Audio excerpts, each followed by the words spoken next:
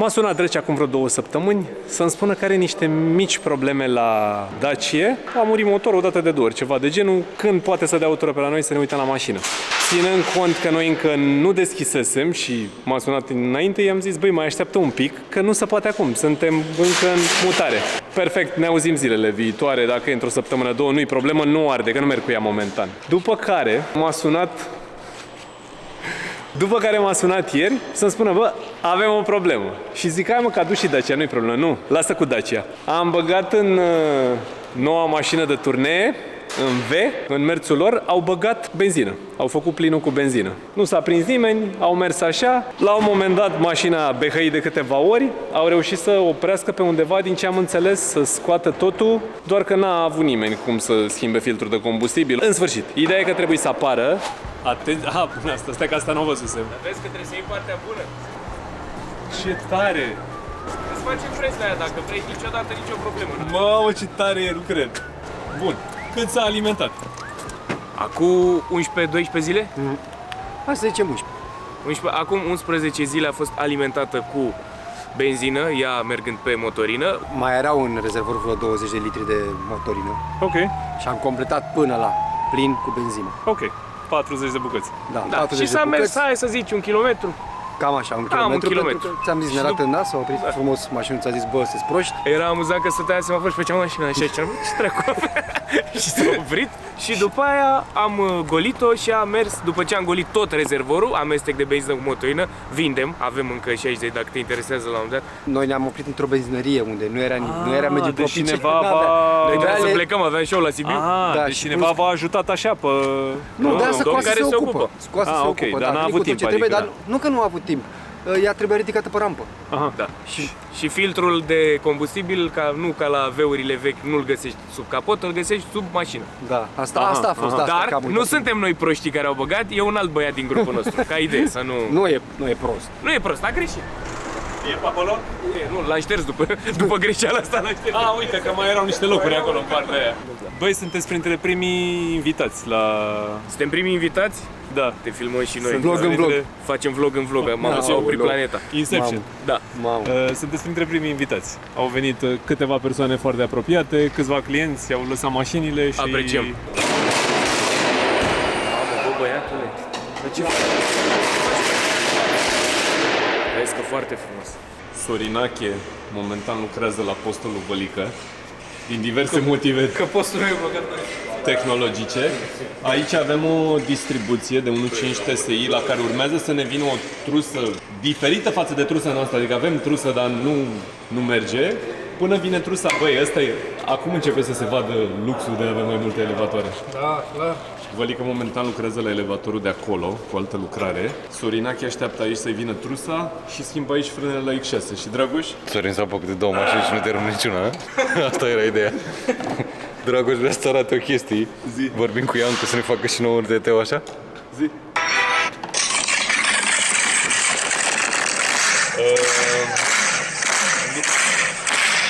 N-are atâția frați, dar nu contează. Alin, Care e parola Wi-Fi, spuneți și mie? bă,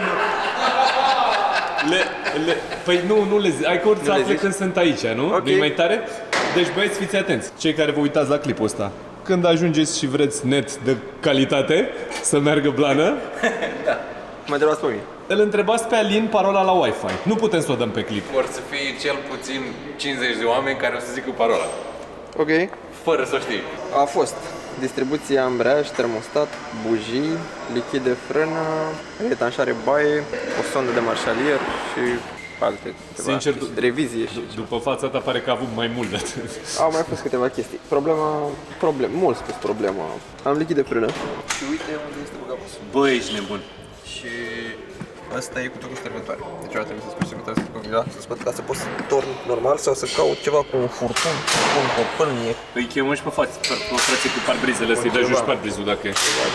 Și aparatul pe care îl avem noi se prindea pe șmecheria aia și eu pe aia veneam cu un furtun în cap. Și în situația asta cam pică. Păi și nu-i dăm o gaură de vizitare până Nu zici rău. următor. Băi, ne-a luat ceva șmecheri să le arătăm și lor. Dar chiar ai observat cum funcționează? Adică pare că funcționează? Am un conductor de ulei aici care la un moment dat a zis eu vreau să mă plec. Și s-a plecat. Și Și a făcut așa un cerc pe ăsta. Și uite că se vede, domnule. Da, Vezi? da. Și după aia a ieșit aici. Aici era fleașcă de ulei și aici a rămas așa. Și când ai ridicat nimic, a? Nu e sub ea, nu e nimic. Bă, cât de tare. Ce avem aici? Un Q5? Da. Cu distribuție? Distribuție, curea la pompă. Parcă are și radiator. Radiatorul l-am văzut după în timp ce desfăceam. Pierde pe la îmbinare, da. Da? Să vede? Da. Să le arătăm și lor? Da. Covorașul ăsta poate există și la noi, dacă există și pe la noi să ne zică cineva în comentarii. Am găsit, Că mai vrem să mai luăm. da. Am găsit covorașul ăsta în state și e o chestie specială care absorbe grav. Dacă îmi zic grav, adică grav, pur și simplu, na. Exact după cum a zis și Dragoș, Da, pus o grămadă de ulei Pe partea asta e... și de desubt nimic. Deci aici e un fel de folie care vine jos și practic asta e partea absorbantă. Uite, vezi unde face toată floarea asta? Și aici? Da. Asta e antigel, uite că se ia. Și pe la îmbinare pe aici. Da. Partea asta de sus. Și acum Wisam și ucenicul. Wisam, zine ce ai de făcut la mașina asta în primul rând? O revizie și înlocuire bujii. Da? Și ce ai mai avut? E revizie cu motor, da. Și ce ai mai avut? Că ai și dat-o sus. Ai verificat-o? Da, și verificare mecanică. Și verificare, nu? Da. Cât ai dat sus mașina, pardon, ce s-a întâmplat? A dormit toată. Mă, nu știu dacă ați văzut din prima. De cât timp doarme aici? Păi ți-am zis, când am intrat mașina, cred. A fost pe aici, s-a urcat pe motor, după a plecat. Și nu, mi-a schimbat filtrul ăsta de aer și... Mi-a dat mașina sus. Și a ales cu un os, poți să-i ștergă. Da, nu, e ceva... E ciudat, e ceva ciudat și incomod aici. Bă, te încadrezi frumos cu băieții ăia după... Am față. Ai față, să știi. Cam murdar, foarte liniuță dar. Atenție, standard. Salut, ce faci? Bine, salut, am venit să vă văd. Da? Da. L-am întrebat pe Wisam, zic unde pot să mă descalță, unde să-mi las și eu încălțările aici. Frumos. Am băieții acolo. Hai că cine rezolvă 2 bilete la primul show. Aia înseamnă că trebuie să-i... Tot nu te înghesui. 3 bilete, 4 bilete, 5 bilete? Trebuie să vorbim cu cineva, mă, să-i fac un tatuaj pe mână. Lui Drăcea. Așa trebuie să-și tatueze el pompa. Pompa verde benzină, pompa neagră diesel. Ca să știi. 1,5 metru mai e, dă-i. A venit frumos radiatorul de la NRF.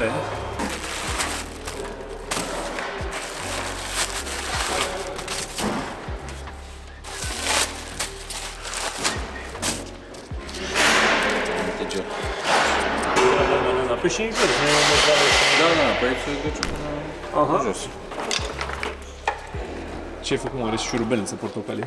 Bine, la ăsta nu mai avem nevoie de alte accesorii, că în general tot ce a venit de la NRF au cam venit cu... Păi am o-ringuri pentru furtună. Vine și cu ring-uri, Am nu? acolo, a? Astea sunt o-ringurile de la furtunele de Antigel, uite. Aha. Aici și unul aici. Hai să vedem ce are mașina lui Drăcea până în alta.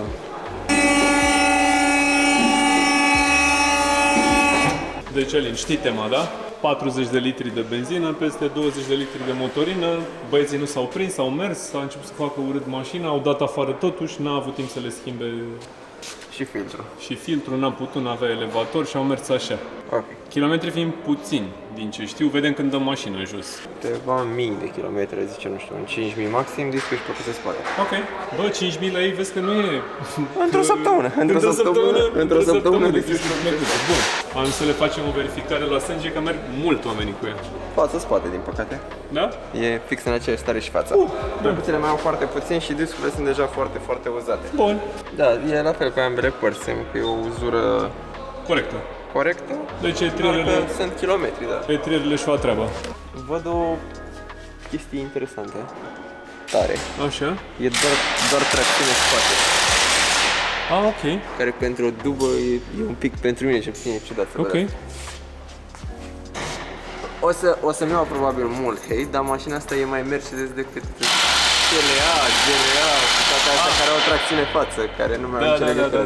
Da. Și motor amplasat longitudinal. Pare curățică? Da, doar că pe partea asta aici cauciucul atinge bucata de metal de sus de acolo. Semn că suporții sunt la limită. Ok. Asta e o chestie de confort, nu e ceva de siguranță. Pe viitor merită luați în calcul și suporții de motor. Deci dacă tot o ținem pe Caterinca, ea trebuie schimbați urgent și frânele să nu-și bată cap. Ceva de gen. Dar scurgeri nu sunt. Chiar e curată mașina. Poate o revizie de cutie, dacă n-au făcut până acum, ar fi bine E să în fie funcție de luată în kilometri calcul. asta, că nu știu dacă are puțin kilometri. Mai are 100 de mii, cred că. Ok. Spre 100 de mii. Dacă nu s-a făcut și nu se știe nimic de ea, merită făcută clar. Cutie grup, probabil, nu? Lichidul de frână poate să-l verificăm, avem, nu-mi dau seama, avem testări de frână? Da. Să verificăm lichidul de frână. Auzi? Îi facem și un de la de amortizoare? Test? Merită? Că eu zic că cred că au dat în grop cu ea, nu știu de ce, am eu așa o senzație. Da, și asta pe spate amortizorile sunt destul de finuțe pentru câte mare e mașina. Aha. Adică nu e o suspensie mult mai mare, mult mai rezistentă față de mașina obișnuită. Unde mă uit e rezervor. Și de obicei el e în spate, dacă uiți la jumate. E curățat și acolo, a? Da. Doar că ăsta e cât costă. Știi ce știa nenea la care a zis, bă, n-am cum să schimb filtrul de combustibil. S-ar putea să o repoziționez, să o lași jos de tot, să trag calul. Ca să facem acolo o schemă să poți să dai ăla, a? Hai că vedem. Oricum a zis Drăcea că dă 2 bilete la primul show. Îi face constatarea, deci... Sper că te uiți la clipul ăsta, Drăcea. Mor dacă nu vede Drăcea clipul, mor. Eu zic să lăsăm mașina aici să demontăm brațele la elevator. E același cât până aici. Mamă, ești de bun. Păi și noi facem o gaură de vizitare. Tăiem bucata asta din clip. Tăiem bucata asta din clip și nor să știi. O să zic, ce tare, e nebuneasă de fabrică aici. Da. Îți dai seama că ești deja un om mor pe comentarii, îți dai seama. Da. Dar n-ați mai văzut V-Class? Păi nu am văzut. E prima pe care eu ce știu personal.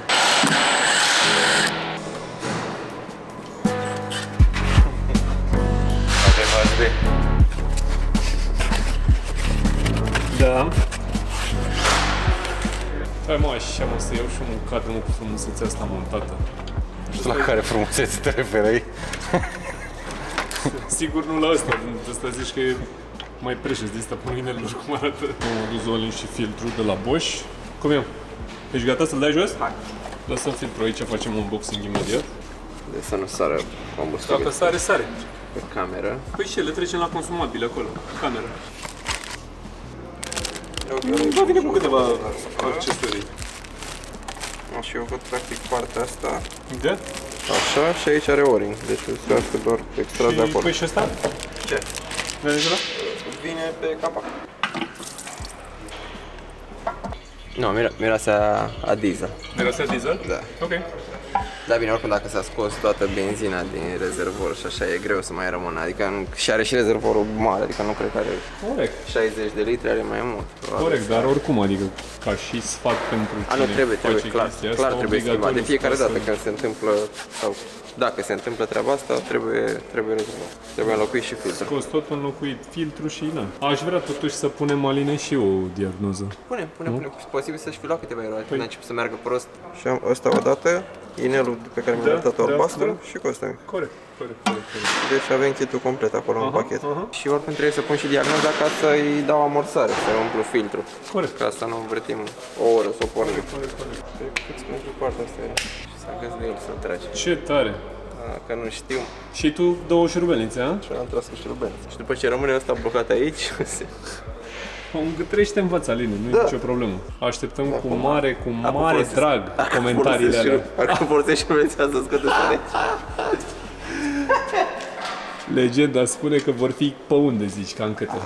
30. 30 de comentarii de hate? Legate de treaba asta. Nu știți, avar n-aveți Mercedes, nu vă mai băgați, stați la Volkswagen, Alin. Deci, păi da, până la urmă ce transmite chestia asta? Tot cu șurubelița aș treabă. Nu. Dar trebuia... Adică, uite, pe viitor, sau cine vrea să schimbe filtrul la Mercedes, să folosească device-ul ăsta Chiar e șmecher. din pachet. La pasul numărul 3, în instrucțiuni, aveam fix clipul ăsta pe care trebuia să facem cu chestia asta. Numai că noi nu citim instrucțiunile, că suntem șmecheri. Ca să putem să-l scoatem. Aha. Deci citiți și instrucțiunile că ajută, uite. Da. Bosch-ul se pare că le dă și sunt bune. Am schimbat eu deja garnitura și am pus și burjonul ăsta la loc. Și acum să văd că se iau cheia să-l strâng. Nu, e curată acolo. Știi mă, ne-am uitat deja, glumesele. Dar zi ce tracțiune are? Spate. Doar spate. Doar spate. Asta spate, care o fi șoferul șef pe după asta. Asta e bun. Păi, dacă te-ai uitat la vloguri, ai fi văzut că se mai schimbă băieții. Ok, Gata, ai reușit? am pus contactul. 120 de kW, 2019 mașina. Da, din păcate se pare că AdBlue nu vine în timp util. Vine abia mâine dimineață. Original Mercedes. Tu ce zici, Aline? Merită să pună și aftermarket? Adică să pună altceva? Ideal e să fie original, nu? Hai să vedem ce zice bossul la dubă. Alo? Șefule, avem o situație. Asta voiam să audiez. Nu era. Când vreți să plecați pe bune? Mâine pe la vreo 10. Păi și nu veniți cumva să luați... Hai să-ți explic care e schema. AdBlue, de care mi-ai zis, ar trebui să îl aveți, pentru că în bord zice că mai aveți 400 de kilometri. Ok. Eu cred că mergeți mai mult de atât. Bă, da, zisese că ne-a luat 800 pe drum, dar veneam de la Oradea, nu mai știam cât avea. Deci AdBlue original vine mâine de dimineață pe la un 9 și un pic. Ori veniți să luați direct duba și să plecați, ori veniți să luați duba fără probleme din seara asta, dar trebuie să treceți oricum să luați AdBlue, adică nu știu cum vă convine. Păi hai că atunci, ca să fie tot ok, venim să o luăm mâine dimineață. Vorbești și cu băieții că noi mergeam mai repede, așa că voiam noi, dar nu e grabă. Bine. Putem să venim să o luăm, dacă ți-e ok să o luăm la 10, putem să Păi trecem e la ok 10 că să o luăm. plecați cu tot cu bidon de AdBlue original. Apropo, Super. am vorbit și cu băieții și nu prea se recomandă AdBlue de ăsta random, așa, de oriunde, știi? Adică e bine să fie pus Da. original, da? Da. Gata. Vezi cum e, te-ai uitat peste tot? Băi, ne-am uitat. Nu e nimic grav, povestim mâine dacă e. Ah, bine. E tot ok, plecați liniștiți, asta e ideea, da? Da. Și nu vă lăsam să plecați în turneu fără să o verificăm măcar. Gata, Ok. ne vedem dimineață. Bine, mulțumesc. Hai, dipa, cu drag, pa. Băi, ca să putem să ținem țiplă locul ăsta, nu merge să facem altfel decât fix în continuu. Când se face haos, de exemplu. Auzi, mă, dar nu mai vine pe covoarele? De ce să faci asta? Nu, ideea e că nivelul ăsta, de genul ăsta, trebuie făcut imediat. Că la final de zi, băgăm mașinuța, tot de la fiertere. Dar dacă faci cu ăsta pe loc și iei pământul, e mult mai simplu la finalul zilei. Cred că cel mai simplu ar fi, adică na, pentru cine e interesat de un Kierkegaard de ăsta, Gamma Professional, vă lăsăm primul link în descrierea clipului. Este greu de pus în cuvinte cam cât și cum trage, este absolut rachetă. Oamenii ne-au zis oricum că Gamma Professional e altă discuție față de cele standard. Am mai dat și Sorin azi, cred că de vreo 2 ori, și Vali. Și cred că urmează și Alin după ce văd eu pe acolo. A făcut mizerie cu mașina. Bă, mai spălați-o, mă. Mă, ce-ai băgat acolo? Când o să vină... E la locul ei în dulap. Când o să vină ziua turului, da, când o să fie totul gata, o să le prezentăm și... Tot ce e acolo. Da, bine, deja când am povestit un pic Alex. cu planurile, când am fost pe aici, le-am zis așa în mare, dar e mișto când o să fie turul și o să se vadă, și o să se vadă efectiv cum e toată funcționalitatea, ca să zic așa. Hai să vedem. Uite ce ai Sorinache, 458 de kilometri până la AdBlue. Mâine dimineață când ne vine AdBlue original, facem noi refill-ul. Nu știu cât o avea rezervorul. Da, aflăm. Hai să vedem.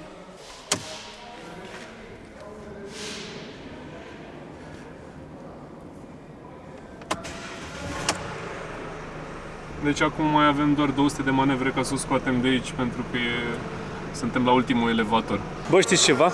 Nu mă lasă sufletul să lăsăm Dubai așa. Dau o tură pe la Mircea să vedem ce zice. Da, că are timp, că e târziu, cum ar veni. Mă, mâncai așteptarul ăsta, frumos. Să vedem ce zice șeful. Mamă, aici e ocupat. Gata, mă, l-am văzut pe șeful. Ce faci? Ce faci, mă? Las că încuie ușa, mă, să mai... Mamă, cât e mașina aia, am încercat să trec pe acolo și era greșeală. Zici că era mobilă, ești nebun. Scur și la obiect. Dacă Ia. Hai, bă, că nu era problemă, că ne auzeam. Ia, Scur și la sunt obiect. aici la televizor. Pleacă niște băieți bine cu ea și voiam să facem o faptă. La ce oră trebuie, da. Dar să... O lăsăm la voi, dacă vreți. Până mâine. Da, mâine dimineață vin să ia. Da? Ce, stai Îmi place de Coco. Îmi place de Coco. Băia Coco. Bă, știu că trebuie să le terminați pe toate într-o oră, știu. Știu că le terminați pe toate într-o oră. Dai și tu 1 milion? Da, 1 milion. Gata, mă, face. Gata. Nu, mai mă, că astea poate să aștepte, nu e problemă.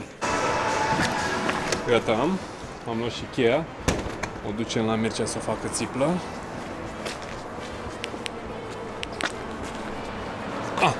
Scuze, bă, dacă o țineți așa jegoasă, e greu de deosebit treaba. Mamă, cum era înainte, bă, ducem mașina până la Mircea, durează ceva. Și acum?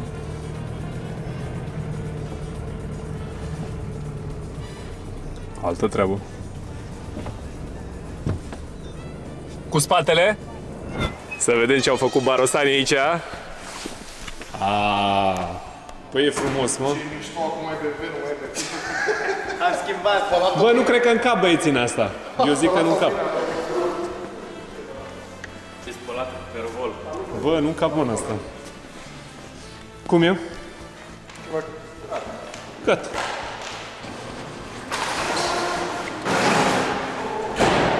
Gata, Dubai țiplă. Am băgat-o înăuntru, a venit și AdBlue original. Îl punem acum și vedem dacă cere resetare. Ce cere? Vedem. Frumos. Original și trebuie. Hai că facem zăpadă în hală dacă nu. Da? Bine, teamă cu scaunele. Hai dă. Eu am luat 2 bidoane, că am zis că băgăm unul și unul las de rezervă, dar se pare că are aproape 20 de litri, așa că Dragoș pune și al doilea bidon și dacă rămâne ceva, o să rămână în mașină. Și până una alta, să mai facem o schemă, că băieții dacă pleacă în turneu, trebuie să aibă mai multă energie și facem o schemă acum. Le ascundem prin mașină niște Red Bull. Dacă nu vorbiți din asta și faceți la glume, de Doamne ferește. Uitați-vă la mine, că nu înțelege nimeni ce vorbesc. Pune una nu la șofer și una la pasager, că e bine, da? Fii atent. Pune Dragoș una la șofer acolo. Beton. Țiplă. Mamă, e boc de îngheață mâna pe ele. Le avem acolo la frigider. Ești nebun? Mamă, ce Caterin pe tricouri. Câte are acolo? Îi pun într-o doză de Red Bull. Nu mai rămas, a? Gata, deci full. Gata, deci s-a făcut full-ul. Da, dar o să meargă o grămadă. Gata, Uisame, le-ai pus? Da. Gata. Gata, boss. Rezervorul țiplă. Full. Băgăm și standul? Hai.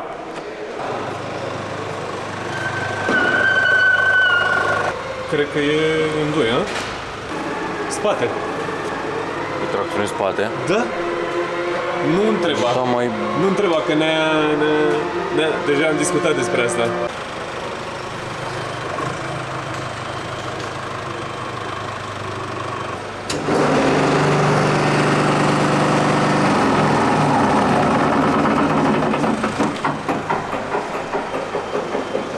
Bune, bă! Ăla de la șofer în general îl protejezi, ăla din dreapta în general ar trebui să fie mai rău. Nu e mult mai rău, e 70.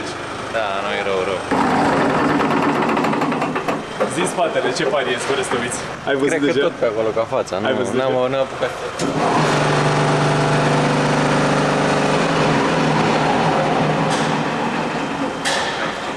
Deci amortizoarele țiplă momentan la mașină. Așa, e că a ajuns Florin. Ce facem? Cum? Băi, mașina e țiplă, să fiu sincer. S-a făcut, s-a schimbat filtrul, s-a făcut o verificare generală, n-are mare lucru, sincer, mașina e țiplă. Am pus-o și pe standul de amortizoare și e beton, au toate peste 70%. Amortizoarele noi nici nu vin cu 100%. Deci cazacule, ca să știi, de la noi e salvat, frate. N-are nimic în mașină, doar filtrul s-a schimbat. Frâne față-spate de făcut în următorii 5.000 de kilometri, adică 2 zile probabil la ei maxim de mers cu mașina. Nu neapărat, nu. Da. Glumesc. Dar pentru voi 5.000 înseamnă altceva decât înseamnă pentru un om normal. Normal, dacă îi face mai repede. În cât timp faceți 2 ture de curiozitate ca timp? Două turnee, te referi? Da. Poate să fie și 2 săptămâni. Și am dat o tură și pe la vecinii noștri ca să-i dea așa o mică curățare. Bă, adevărul că era săracă, era... Și dacă aveți nevoie de detailing, luați legătura cu ei, Perfect Finish se cheamă băieții și sunt cu noi aici în complex. O să facem și noi la detailing. Da, ar trebui. Facem. Bine, domnule. Ar trebui și detailing, da. Cam atât. Mulțumim mult. Te salut și drum bun. Mersi.